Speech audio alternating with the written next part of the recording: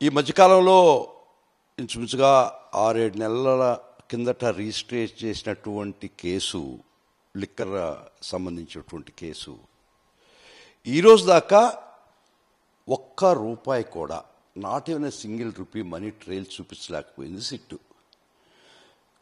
ప్రతిసారి కూడా కోర్టు వారి దగ్గర మేము వాదనలు వినిపిస్తున్నప్పుడు బెయిల్స్లో ఇదే చెప్తా వచ్చినాం. మనీ ట్రైల్ అనేది 3,200 కోట్ల రూపాయలు దోచేశారని చెప్తున్నారు. 32 రూపాయలు వాళ్ళు చూపివ్వమనండి అని నేను కోర్టుకు ప్రశ్నించడం జరిగింది. ఇది అసలు మనీ ట్రైల్ అనేదే లేదు కాబట్టి, ఇక్కడ అమౌంట్ అనేది ఏది ఇక్కడ చేతులు మారిన వైనం లేదు కాబట్టి సిట్ చాలా ఆక్వర్డ్ సిచ్యువేషన్లో ఇరుక్కోబోవడం జరిగింది. ఈ కేసు అనేది కక్షపూరితంగా పెద్దలు కొంతమంది నిర్దేశించి వాళ్ళు ఇచ్చినటువంటి ఆర్కెస్ట్రేషన్ ప్రకారం, వారు నిర్దేశించినటువంటి ఒక పందాలో ఈ సిట్టు నడుస్తుందనేది తేటతెల్లం. అసలు ముఖ్యంగా 2-3 ముక్కలు చెప్తానండి. ఈ లిక్కర్ కేసు అనేది, లిక్కర్ కేసులో వారు ప్రధానంగా మోపినటువంటి 3 అభియోగాలు. ఒకటి, ప్రీమియర్ బ్రాండ్స్ అనే బ్రాండ్స్ను మీరు తొక్కేసి బ్లూ ఐడ్ బ్రాండ్స్, మీరు కొన్ని బ్రాండ్స్ని మీరు ఫేవరెటిజం చేసి ఆ బ్రాండ్స్ని మీరు మార్కెట్లోకి రిలీజ్ చేసి వారి దగ్గర మీరు డబ్బులు తీసుకున్నారనేది ఫస్ట్ అభియోగం. 2, డిజిటల్, ఇది ఓఎఫ్ఎస్ అంటే order for supply system digital నుంచి మాన్యువల్ కన్వర్ట్ చేశారు. 2వ అభియోగం మెయిన్. ఈ 2 అభియోగాలు మెయిన్ అభియోగాలు. 3, ఈ విధంగా చేసి మీరు ఫేవరెటిజం చూపించినటువంటి కొన్ని బ్రాండ్స్కి మీరు, ముఖ్యంగా ఇంటర్నేషనల్ బ్రాండ్స్ని మీరు దాన్ని మార్కెట్లో నుంచి తరిమేసినారనేది వాడి యొక్క అభియోగం. ముఖ్యంగా 2019 ఈ గవర్నమెంట్ అధికారంకి వచ్చేక ముందరనే చంద్రబాబు నాయుడు గవర్నమెంట్లో వారికి 800 కోట్ల రూపాయలు ఆ చెప్పబడే కంపెనీలకి, ఆ చెప్పబడే ఇంటర్నేషనల్ కంపెనీకి 800 కోట్ల రూపాయలు ఇవ్వకుండా బాకీ పెట్టినటువంటి వైనం ఆ గవర్నమెంట్. అసలు అప్పుడు ప్రైవేటు రీటైలర్స్ ఉండగా అక్కడ క్రెడిట్ సేల్స్ ఎప్పుడు జరగలేదు. ఒక క్రెడిట్ రీటైలరు వాడికి 100 కేసెస్ ఒక పర్టికులర్ బ్రాండ్ కావాలంటే దాన్ని జిఎస్టీ సిఎస్టీ అన్నీ కలుపుకొని వాళ్ళంత అడ్వాన్స్ డీడీ చేసి గవర్నమెంట్కి పంపిస్తే వారు కమిషన్ దానిలో తగ్గించుకొని మొత్తం ఆ డిస్టిలరీకి ఆ డబ్బులు పంపించేటువంటి పరిస్థితి. ఆ రోజు ఏ ఒక్క రూపాయి కూడా క్రెడిట్ లేదు. అయినా కూడా ఆ సిస్టంలో కూడా చంద్రబాబు నాయుడు 800 కోట్లు వాళ్ళకి చెందాల్సినటువంటి అడ్వాన్స్ పేమెంట్ వచ్చినా కూడా వాళ్ళకి ఇవ్వకుండా బాకీ పెట్టి గవర్నమెంట్ నుంచి దిగిపోయినటువంటి పరిస్థితి. అప్పుడు ఈ గవర్నమెంట్ని ఏపీ బెవరేజెస్ కార్పొరేషన్స్కి ఆ 6-7 కంపెనీలు వచ్చి మాకు 800 కోట్లు బాకీ ఉంది కాబట్టి అది మాకు తీర్చాల్సింది, ఒకేసారి ఇవ్వాల్సింది వారు ఫిర్యాదు చేసుకోవడం జరిగింది. చేసుకున్న తర్వాత ఈ ఏపీ బెవరేజెస్ కార్పొరేషన్ ఏం చెప్పిందంటే, ఇది పోయిన గవర్నమెంట్ పెట్టినటువంటి బాకీ అయినా కూడా ఈ గవర్నమెంట్ మేము ఖచ్చితంగా కట్టాల్సిన బాధ్యత ఉంది, కానీ ఒక్కసారి 800 కోట్లు చంద్రబాబు పెట్టిపోయినటువంటి బాకీ మేము తీర్చలేము, ఫేజ్ వైజ్గా ఇస్తాము అని ఈ బెవరేజెస్ కార్పొరేషన్కి ఆ కంపెనీస్కి జరిగినటువంటి mails communications. It is not oral. వారు అడిగినది కూడా through mail. AP beverages corporation కూడా మెయిల్ పెట్టడం జరిగిందని నాకు వచ్చిన సమాచారం. మేము ఒక్కసారి తీర్చలేం కాబట్టి ఫేజ్ వైజ్ ఇస్తాము అని చెప్పడం జరిగింది. అందులో ఆ కంపెనీకి అప్పటికి ఇంచుమించుగా 80%, 70% మార్కెట్ షేర్ వాళ్ళ చేతిలోనే ఉండింది. వాళ్ళు ఏమనుకున్నారంటే, మనం బెదిరించేసి స్టాక్ మాకు ఒక్కసారి డబ్బులు ఇవ్వకపోతే మేము సప్లైస్ ఆపేస్తాము అనే ఒక బెదిరింపు మెయిల్ కూడా పెట్టడం జరిగింది ఏపీ బెవరేజెస్ కార్పొరేషన్కి. కాదని చెప్పమనండి ఈ ప్రభుత్వాన్ని, ఆ మెయిల్స్ లేవని చెప్పమనండి ఈ ప్రభుత్వాన్ని. ఆ పరిస్థితుల్లో మీరు ఒక్కసారిగా 800 కోట్లు మాకు తీర్చకపోతే మేము సప్లైస్ ఆపేస్తామని మెయిల్ పెట్టడం జరిగింది. దానికి తిరుగా ఏపీ బ్యూరేజ్ కార్పొరేషన్లో అట్లా కానీ మీరు సప్లైస్ ఆపేస్తే స్టేట్ డ్రై అయిపోద్ది, స్టేట్ ఇన్కమ్ తగ్గిపోద్ది. కాబట్టి ఆ విధంగా చేయబాకండి, ఖచ్చితంగా మేము ఫేజ్ వైజ్ ఇస్తామని చెప్పాం కాబట్టి అదే మాట మీద నిలబడి ఇస్తామని చెప్పడం జరిగింది. కానీ వాళ్ళు తిరుగా మెయిల్ పెట్టి అవన్నీ మేము ఒప్పుకునే పరిస్థితి లేదు, మీరు పలానా డేట్ లోపల 800 కోట్లు పాత బాకీ మాకు ఇవ్వకపోతే సప్లైస్ ఆపేస్తామని వాళ్ళ మెయిల్ పెట్టడం జరిగింది.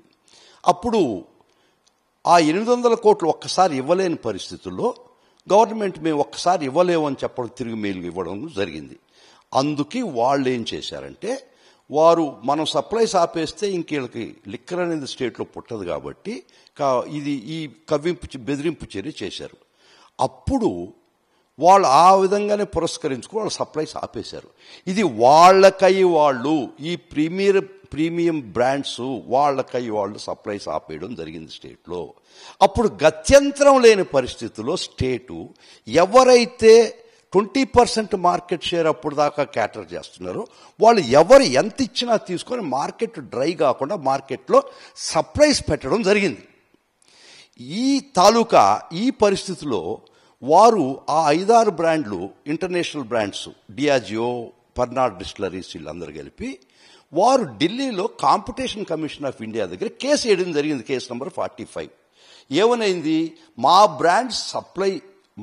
బ్రాండ్స్ వీళ్ళు సప్రెస్ చేసి వాళ్ళు బ్లూ ఐడ్ బ్రాండ్స్ మటుకు మార్కెట్ ఇస్తున్నారని చెప్పడం జరిగింది.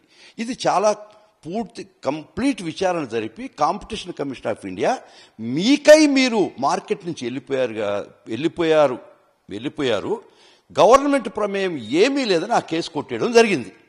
కాబట్టి ఆ బ్రాండ్స్ని, ప్రీమియం బ్రాండ్స్ని సప్రెస్ చేయడం అనే అభియోగం ఎప్పుడో తేలిపోయింది. ఈ పరిస్థితుల్లో ఆ రోజు స్టేట్ డ్రై కాకూడదు అనే ఒక ఉద్దేశంతో ఓఎఫ్ఎస్ 3 months సప్లై ప్లస్ 1.2 అది ఇవ్వాల్సి వచ్చింది. అది ఆ రూల్ పెట్టుకుంటే ఈ ఆల్రెడీ చిన్న సప్లయర్కి మనం తీసుకోలేం కాబట్టి ఎవరు ఆ రోజుకి ఎంత సప్లై ఇస్తే అంత సప్లై తీసుకొని మార్కెట్లో పెట్టడం, స్టేట్ని రెవెన్యూని ఇబ్బంది తగ్గించకుండా మార్కెట్లో పెట్టడం జరిగింది. కాబట్టి ఆ అభియోగం అనేది ఇది టోటల్గా హాస్యాస్పదమైనటువంటి అభియోగం.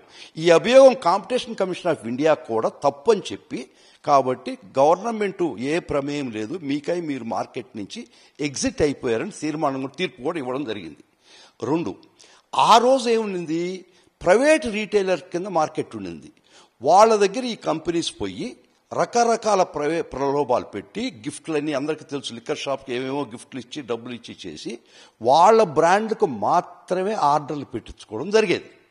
ఇది ఒక విధమైన మొనాపలి సిచ్యువేషన్స్. 5-6 బ్రాండ్లు కొన్ని డికేట్స్గా తరతరాలుగా వీళ్ళు క్రియేట్ చేసుకుంటూ మొనాపలి ఈ 5-6 బ్రాండ్ల చేతిలోనే మార్కెట్ నలిగిపోయింది.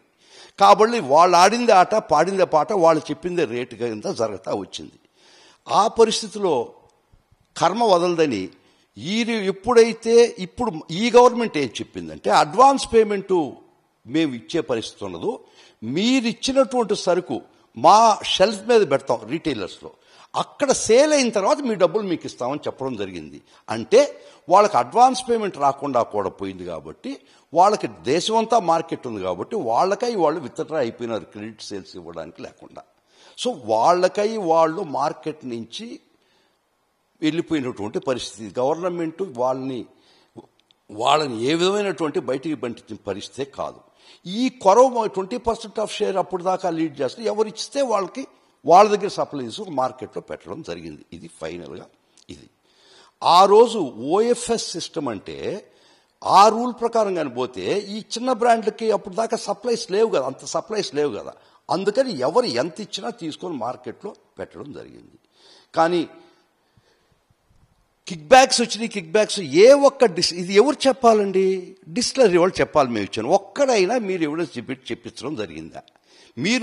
మీరు ఉట్టే గుడ్డగాల్చి మొహానేస్తాం, మీరు తుడుచుకోండి అనే ఒక్క సిద్ధాంతం పెట్టి మీరు కిక్ బ్యాక్స్ అంటున్నారే. కాబట్టి ఈ రోజు దాకా 3,200 కోట్లు మీరు తీసుకున్నారని చెప్పడం నోటి మాట తప్పక ఏ డిస్టిలరీ ఓనర్ అయినా మేము వీళ్ళకి ఇచ్చినాము, ఈ ఆర్డర్స్ ఇచ్చిన దానికి ఏదైనా సాక్ష్యం ఈ రోజు దాకా చెప్పడం జరగలేదు.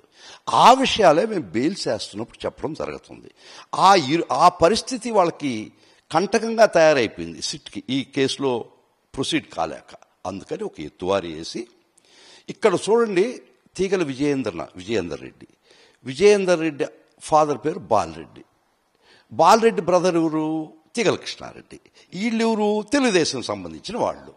వీళ్ళ దగ్గర ఒక విధమైనటువంటి అవగాహనకు వచ్చి, చాలా రోజులు ఒక అవగాహనకు వచ్చి, ఒక రింగ్ ఫార్మ్ అయ్యి, ఒక కుట్ర పన్ని, చూడండి ఫైనల్గా తెలుగుదేశం చేతల్లో వాళ్ళ ఫార్మ్ హౌస్లోనే, వాళ్ళ ఇళ్లలోనే, వాళ్ళ ఫామ్ హౌస్లోనే ఒక కొంత పెట్టి అక్కడ సీజ్ చేసినాడు సార్. దీన్ని బట్టి అర్థమవుతుంది మీకు.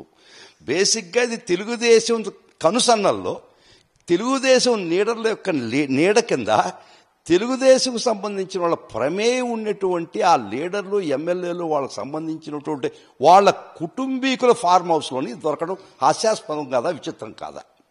సరే, బాగున్నంతవరకు బాగుంది. జూన్ 24 నాడు నిజంగా పెట్టుంటే ఈ డబ్బులు ఎప్పుడు డ్రా చేసి ఉండాలండి? జూన్ 24 ముందర డ్రా చేసి ఉండాలా? అది చాలా సులభం కనుక్కునేదానికి. 11 కోట్లు నిజంగా డ్రా అయితే దాని మీద ర్యాపర్స్ ఉంటాయి, సీరియల్ నంబర్స్ ఉంటాయి, ప్రతి కట్టకి ప్రతి నోట్కి. దీన్ని రిజర్వ్ బ్యాంక్ దగ్గరికి తీసుకుపోతే రిజర్వ్ బ్యాంక్ ఏం చేస్తుందంటే ఈ నోటు ఎప్పుడు ప్రింట్ అయింది, ఏ మింట్లో ప్రింట్ అయింది, ఏ బ్యాంకుకు సప్లై అయింది, అనేది ఇన్ఫర్మేషన్ వచ్చేస్తుంది. ఆ బ్యాంకుకు పోయి ఈ అమౌంట్ ఏ అకౌంట్లో డ్రా చేశారు, ఎవరు డ్రా చేశారు, ఎప్పుడు డ్రా చేశారు అనే ఒక సాక్ష్యం బయట పెట్టండి. ఇది మీరు సృష్టించినటువంటి ఫేక్ ఇంప్లాంటేషన్. ఇది ఈ డబ్బులు డ్రా చేసింది ఈ మధ్య చేసుకోండి మీరు ఇది. కాబట్టి ఈ ఎవిడెన్స్ని పెట్టుకొని మీరు ఖచ్చితంగా నోట్స్ వెరిఫై చేసి ఆ సీరియల్ నంబర్స్ చేసి ఒక కోర్టు కమిషనర్ ముందర మీరు ఇవన్నీ తతంగం చేసి వీడియోగ్రాఫ్ చేయబడి మేము కోర్టులో పిటిషన్ వేయడం జరిగింది. కోర్టు వారు చాలా స్పష్టంగా వీడియోగ్రాఫ్ చేయమని మొన్న ఆర్డర్ వేయడం జరిగింది. ఇది కానీ కోర్టు కమిషనర్ ముందర ఆర్డర్ చేసి ఈ నోట్ల కట్ట మీద ఉన్నటువంటి ర్యాపర్సు, ఈ నంబర్స్ కానీ వెరిఫై అయితే ఇది సిట్ ఆడినటువంటి నాటకం తేటతెల్లం అవుద్దని, వాళ్ళ భాగవతం బయటపడద్దని చెప్పి ఖచ్చితంగా వాళ్ళు ఏం చేశారంటే కోర్టు ఆర్డర్ని ధిక్కరించి కూడా హడావిడిగా ఈరోజు స్టేట్ బ్యాంకులో డిపాజిట్ చేస్తున్నటువంటి వైనం. ఎందుకంటే ఇక ఆ నోటుకి ఐడెంటిఫికేషన్ ఛాన్సే పోద్ది. వాళ్ళు పట్టుకున్నామని చెప్పబడినటువంటి నోట్ల కట్టలు ఎప్పుడు డ్రా అయినాయి, ఎవరు డ్రా చేశారని కానీ పబ్లిక్ తెలిసి కోర్టు దృష్టికి వస్తే ఇది వాళ్ళు డ్రా చేశారు కాబట్టి 2024 తర్వాత డ్రా చేసి, అంటే 24లో పెట్టబడింది చెప్పబడింది, 24 తర్వాత డ్రా చేశారని బయటకు వస్తే టోటల్గా వాళ్ళ మెడకు చుట్టుకుంటుందని వాళ్ళు చాలా తీవ్ర ప్రయత్నం హడావిడిగా ఈ రోజు వాళ్ళు కోర్టులో డిపాజిట్ చేస్తూ జరిగింది. మళ్ళీ ఈరోజు కూడా పిటిషన్ వేయడం జరిగింది. కానీ ఇది వీడియోగ్రాఫ్ చేయమని తమ కోర్టు వారు ఆర్డర్ ఇచ్చినా కూడా ధిక్కరించారు సిట్ అని కూడా పిటిషన్ వేయడం జరిగింది. Orders awaited.